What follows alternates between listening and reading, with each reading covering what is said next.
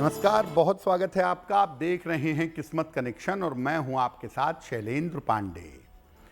आज हम बात करेंगे सीता नवमी की, यानी जानकी नवमी की। सीता नवमी का महत्व क्या है, इस दिन का पूजा विधान क्या है और इस दिन किस तरह के वरदान मिल सकते हैं, इस विषय पर बात करेंगे। वैसे तो माता सीता के बारे में अलग से बताने की आवश्यकता नहीं है, लेकिन फिर भी चूंकि हम बात कर रहे हैं सीता नवमी की, तो माता सीता कौन हैं और इनकी महिमा क्या है, इसको समझते हैं। माता सीता सामान्य रूप से आप समझें तो भगवान श्री राम की पत्नी हैं और महाराजा जनक की पुत्री हैं। माता सीता कोई सामान्य स्त्री नहीं है, इनको आदि शक्ति का अवतार माना जाता है। जब भगवान विष्णु ने श्री राम के स्वरूप में अवतार लिया तो माता लक्ष्मी ने सीता जी के स्वरूप में अवतार लिया था।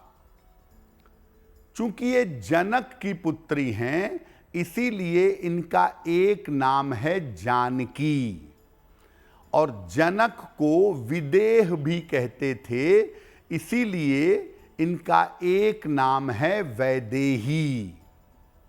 माता सीता का प्राकट्य, इनका जन्म वैशाख शुक्ल पक्ष की नवमी तिथि को धरती के अंदर से हुआ था, धरती से प्रकट हुई थी। ऐसी मान्यता है कि माता सीता की उपासना से अखंड सौभाग्य और उत्तम वर की प्राप्ति होती है। माता सीता अपने जीवन पर्यंत प्रभु श्री राम के अलावा कहीं उन्होंने अपना मन नहीं लगाया, और राम जैसा मर्यादित पुरुष उनको वर के रूप में प्राप्त हुआ। इसीलिए माता सीता की अगर कोई उपासना करता है, खास तौर से बालिकाएं अगर करती हैं, तो उनको योग्य वर की, योग्य पति की प्राप्ति होती है। अब ये जानते हैं कि सीता नवमी के दिन माता सीता की उपासना कैसे की जाएगी। प्रातः काल 12 बजे के पहले स्नान करें और इसके बाद ये संकल्प लें कि मैं आज माता सीता की पूजा करूंगा या करूंगी। इसके बाद भगवान राम और सीता जी की मूर्ति या चित्र की स्थापना करें। केवल माता सीता की पूजा नहीं करेंगे, श्री राम के साथ माता सीता की पूजा की जाएगी। घी का दीपक जलाएं, फूल और मिठाई अर्पित करें। पहले भगवान राम के मंत्रों का जप करें, और भगवान राम का सबसे अच्छा मंत्र ओम राम रामाय नमः, ओम राम रामाय नमः, इस मंत्र का जप करें। इसके बाद माता सीता के मंत्र का जप करें। रामचरितमानस में माता सीता की बहुत जगह पर स्तुतियां हैं, बहुत जगह पर प्रशंसा है, उसका पाठ कर सकते हैं। इसके बाद शीघ्र विवाह के लिए, उत्तम वर के लिए और सुखद वैवाहिक जीवन के लिए प्रार्थना करें।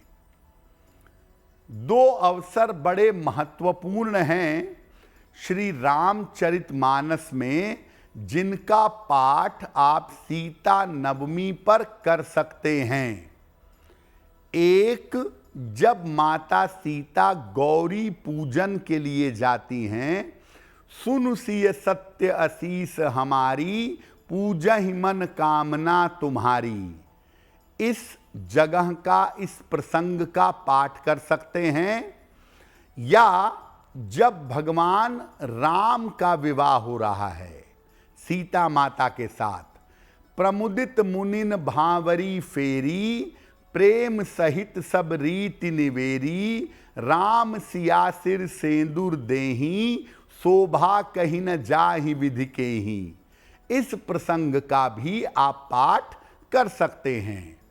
तो सीता नवमी पर अगर आप माता सीता के गौरी पूजन के प्रसंग का या उनके विवाह का पाठ करें तो आपके लिए बहुत उत्तम होगा। अब सीता नवमी पर मध्य दोपहर में अभिजित मुहूर्त में माता सीता की पूजा करें, या संध्या काल में भी आप माता सीता की पूजा कर सकते हैं। चंदन की माला से या रुद्राक्ष की माला से माता सीता के मंत्रों का जप करिएगा। पहला मंत्र देखिए स्क्रीन पर। पहला मंत्र है ओम जानकी वल्लभाय नमः। ओम जानकी वल्लभाय नमः। इस मंत्र का एक माला या ज्यादा आप जप कर सकते हैं। दूसरा मंत्र है ओम सीतानाथाय नमः। ओम सीतानाथाय नमः। इस मंत्र का जप कर सकते हैं। और तीसरा नाम मंत्र है, महामंत्र है सीताराम। सीताराम लोग अभिवादन में भी प्रयोग करते हैं। सीताराम सीताराम कहते हैं। और सीताराम एक महामंत्र है। अगर आप सीता जयंती के अलावा, सीता नवमी के अलावा अगर सीताराम निरंतर कहते हैं, अभिवादन में इसका प्रयोग करते हैं, तो आपका कल्याण और मंगल होता है। भगवान राम और माता सीता की संयुक्त कृपा आपको प्राप्त होती है। तो सीताराम एक बड़ा अच्छा मंत्र है, और इसका जप अगर कोई बालिका करे भगवान राम और माता सीता के सामने, तो उसका विवाह शीघ्र अवश्य ही हो जाएगा। देखिए, बहुत सारे लोग ऐसा कहते हैं कि भगवान राम और माता सीता की पूजा करने से वैवाहिक सुख जीवन में नहीं मिलता, आदमी पारिवारिक रूप से कभी सुखी नहीं रहता। क्या ऐसा है? देखिए, भगवान राम का जो अवतरण हुआ या माता सीता का जो अवतरण हुआ, उनके जीवन में जो कष्ट आए वो उनकी लीला है। वो उनका प्रारब्ध नहीं है कि वो उन्होंने प्रारब्ध अपना भोगा, अपने कर्मों का फल भोगा, नहीं, वो उनकी लीला है। और भगवान जब भी अवतार लेते हैं, अवतरण होता है उनका, वो तमाम तरह की लीलाएं करके अपने जीवन से, अपनी लीलाओं से लोगों को संदेश देते हैं। लेकिन होते हैं वो भगवान ही। इसीलिए जब कोई भक्त उनकी पूजा आराधना करता है तो भगवान के रूप में वो उसकी समस्याओं को दूर करते हैं, उसकी समस्याओं को हर लेते हैं। लेकिन एक सामान्य व्यक्ति की तरह, एक सामान्य इंसान की तरह लीलाएं करते रहते हैं, और आपको लगता है कि उनको कष्ट हुआ, उनको तकलीफ उठानी पड़ी, उनका वैवाहिक जीवन अच्छा नहीं रहा।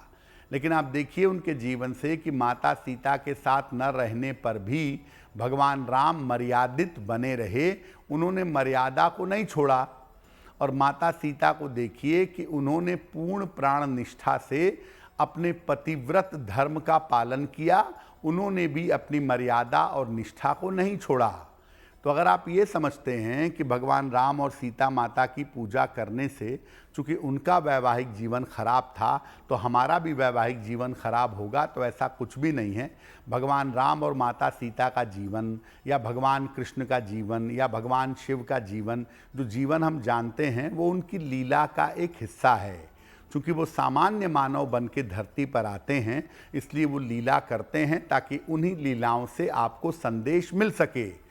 लेकिन चूंकि वो भगवान होते हैं, मानवीय शरीर में होते हैं, मानवीय शरीर में ईश्वर स्वयं होते हैं, इसीलिए अपने भक्तों की कामनाएं पूरी करते हैं और अपने भक्तों के दुखों का हरण करते हैं। अगर आप मुझसे जुड़ करके अपनी समस्याओं का समाधान चाहते हैं और चाहते हैं कि आपकी समस्याओं को ज्योतिष के माध्यम से सुलझाया जाए, तो आप हमसे संपर्क कर सकते हैं, जुड़ सकते हैं एस्ट्रो तक पर।